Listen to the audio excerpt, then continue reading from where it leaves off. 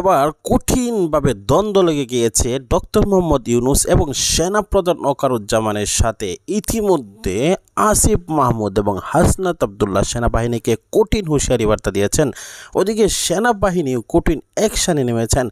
রীতিমতো গৃহযুদ্ধ শুরু হতে যাচ্ছে। ডক্টর মোহাম্মদ ইউনূস পদত্যাগ করবে এবং কঠিন বিপদে পড়তে যাচ্ছে বাংলাদেশ এখন যুদ্ধের মুখে। প্রিয় দর্শক, সম্পূর্ণ ভিডিওটি দেখলেন, অবশ্যই বুঝতে পেরেছেন ভিডিওটি গুরুত্বপূর্ণ। ইতিমধ্যে সেনাপ্রধান ওয়াকারুজ্জামান এবং ডক্টর মোহাম্মদ ইউনূসের সাথে দ্বন্দ্ব এখন প্রকাশ্যে চলে এসেছে। ইতিপূর্বে আমরা দেখেছি যে গোপনে দুজনের মধ্যে কথা কাটাকাটি হচ্ছিল এবং আলোচনার বেমিল হচ্ছিল।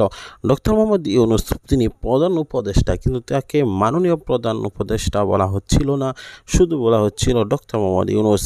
অনেকে ডক্টর মোহাম্মদ ইউনূসের সাথে স্যার বলে সেনাপ্রধান স্যারও উল্লেখ করেননি, অর্থাৎ এখানে অমর্যাদাপূর্ণ এবং তাকে না মানার একটা বিষয় সামনে আসছিল। এবং আরেকটি বিষয় আমরা দেখেছি যে ডক্টর মোহাম্মদ ইউনূস হলো প্রধান উপদেষ্টা, তিনি কোনো বিষয়ে দিক নির্দেশনা দিবেন তার আগে সেনাপ্রধান ওয়াকারুজ্জামান 18 মাসের মধ্যে নির্বাচন হবে এমনটি বলে ফেলেছিল, আর সেটার জন্য ডক্টর মোহাম্মদ ইউনূস প্রতিবাদ করেছে। আর এই সকল দ্বন্দ্ব আমরা গোপনে দেখেছিলাম, এখন প্রকাশ্যে সকল দ্বন্দ্ব সামনে এসে পড়েছে। প্রিয় দর্শক, কী হবে বাংলাদেশের, কী হতে যাচ্ছে, এসব বিষয় নিয়ে অবশ্যই মন্তব্য করবেন।